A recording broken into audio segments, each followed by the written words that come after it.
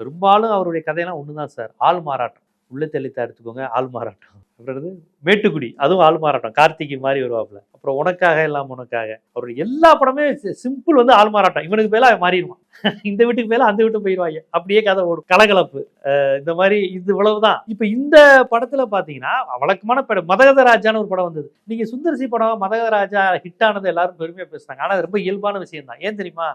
எத்தனை வருஷம் கழிச்சு எடுத்தாலும் சுந்தர்சி ஒரே மாதிரி தான் படம் எடுக்க போறாரு. அதனாலதான் 12 வருஷம் கழிச்சு வந்தாலும் அதுல ஒரு பெரிய வரவேற்பு இருந்ததுக்கு அவர் இப்ப 15 வருஷம் கழிச்சு பாத்தீங்களேன், வேற ஒரு மாதிரி ஒரு அப்டேட்டோட கொஞ்சம் ஆள் மாறாட்டம், வேற மாதிரி ஒரு ஏமாத்துத்தனம், அதோட ஒரு கிண்டலா தான் படத்தை எடுக்க போறாரு. அதை நம்பிதான் அவர் படம் எடுப்பார். அதனால மதகத ராஜா உங்களுக்கு 12 வருஷம் கழிச்சு வர ஒரு அவுடேட் பிலிம்ங்கிறது இதே இல்லை. ஏன்னா அவருடைய இதை கால தேச பரிவர்த்தங்கள் எதுவுமே தாக்காது. அது ஒரு கால நிர்ணயத்துக்குள்ள அடங்காது. வழக்கமான காமெடி. ஹீரோயின் கிளாமரா இருப்பாங்க. நல்லா 2 ஹீரோயினை போட்டு இல்லை கிராமரா 2-3 பாட்டு போட்டுருவாங்க. அப்புறம் ஹீரோ காமெடி லாஜிக்கே இல்லாம நிறைய சீன்களுக்கு எல்லாம் நகரும். எல்லாருமே காமெடி பண்ணுவாங்க படத்துல. ஸோ அதை நீங்க எத்தனை வருஷம் கழிச்சு போட்டாலும் ஒரே மாதிரியா இருக்கும். வேற